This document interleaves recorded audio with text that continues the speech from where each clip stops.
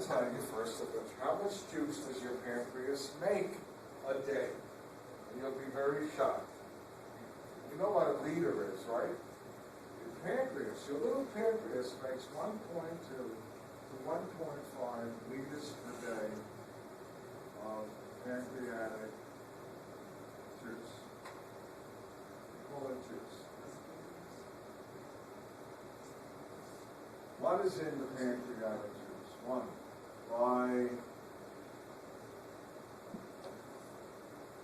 sodium bicarbonate. Lots of what? Sodium. I'll write sodium. Why do you need sodium bicarbonate dripping into the duodenum? What is it doing? Quick. Neutralizing acid. The hydrochloric Acid. acid. Remember that strong acid coming in? Okay. And when you make so much bicarbonate, you ready? That the juice has a pH of, give it a range, 7.1 to 8.2.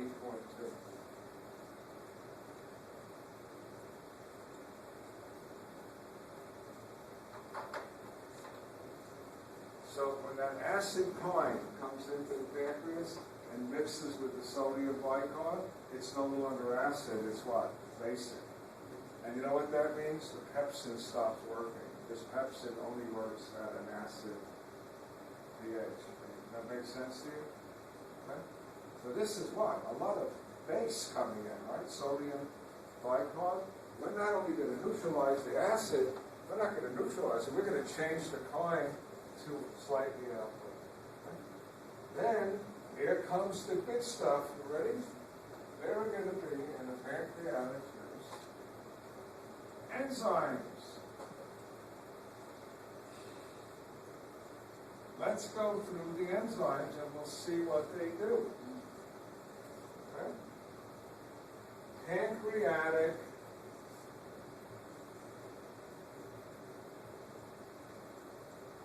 amylase. It does the same thing as salivary amylase, but look, watch.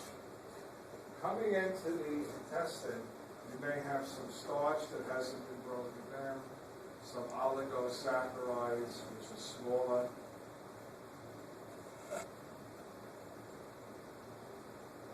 Maybe some glycogen, which didn't get broken down.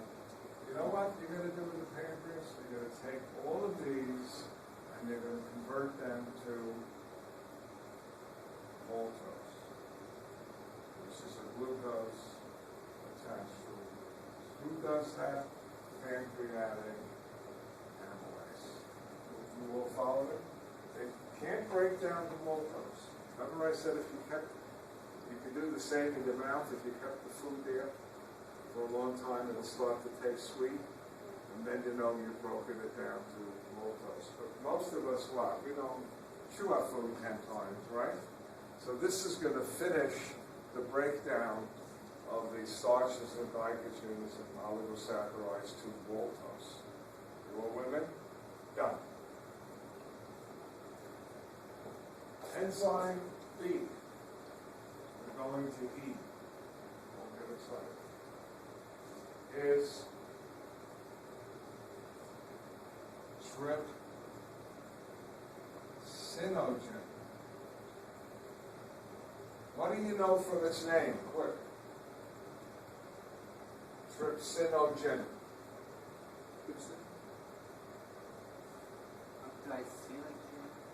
When it ends in GEN, what does it mean? It's inactive. Remember pepsinogen was inactive?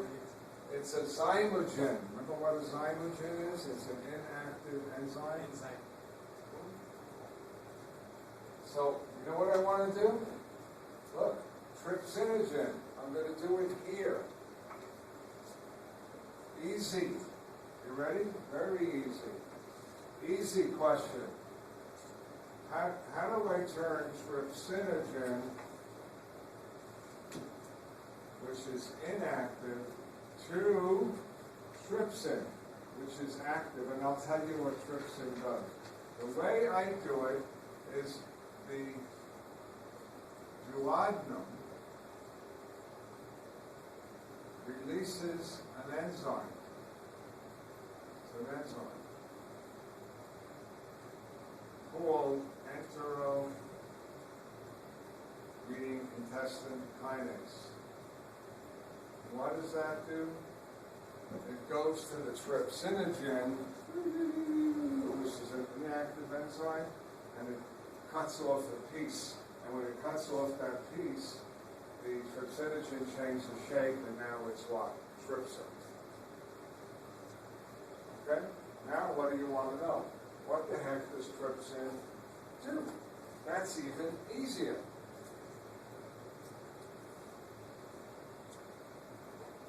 Pay close attention. You've just eaten protein in your food. Here is a piece of your steak, protein. Remember pepsin? Remember how pepsin snipped? So here's what pepsin did. It recognized what? 2 amino acids. Are you all with me? Next to each other. And guess what trypsin does? The exact same thing. It recognizes 2 different amino acids joining each other.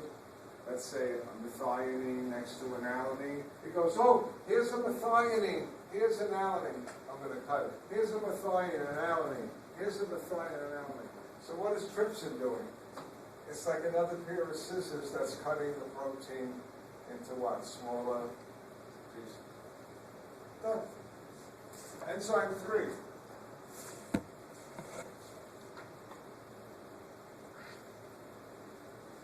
Chymotrypsinogen.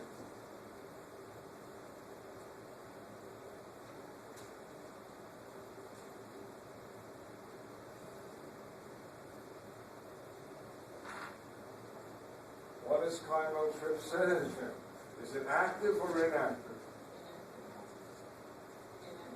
Inactive. It's ending in GEN. I want to make it what? Active. This gets easier. Here's chymotrypsinogen.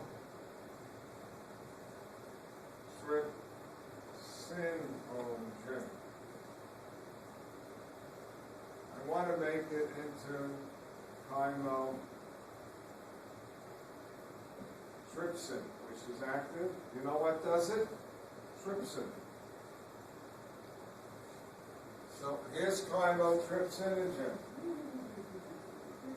And along comes trypsin and what? Cuts off a piece. And this now becomes what? The active trypsin. And what do you think trypsin does? Look up. It recognizes what? The chymotrypsin. 2 other what? Amino acids next to each other. Let's say proline next to histidine. And it says, cut, cut, cut, cut. What have you done to the protein? Between pepsin and trypsin and chymotrypsin, you've cut it into what? Small peptides. So far, you're all with me? Easy. Number D.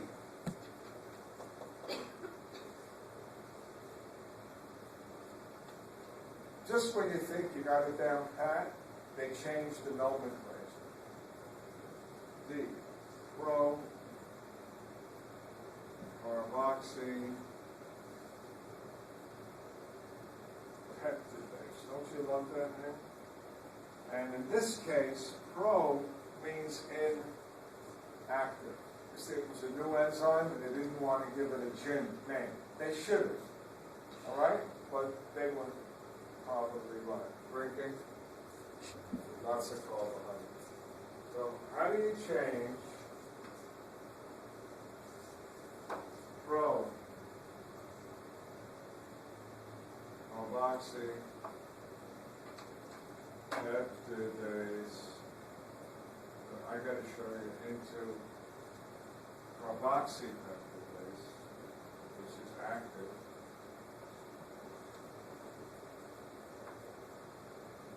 Easy. You know who does it? Trypsin.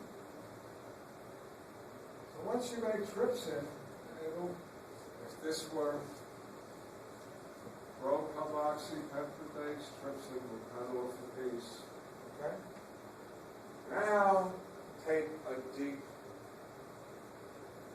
breath. Are you ready?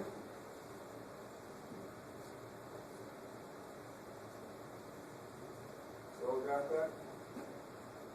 What converts the inactive to the active? It doesn't end in gen, instead they use what? Pro? Okay? They screwed it up. Who remembers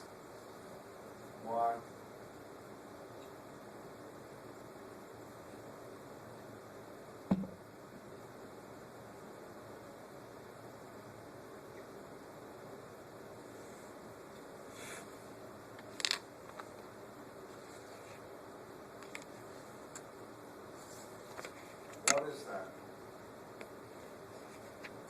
Oh, look, you look so confused. You had it last term. What type of chemical is that? What type? What? Here.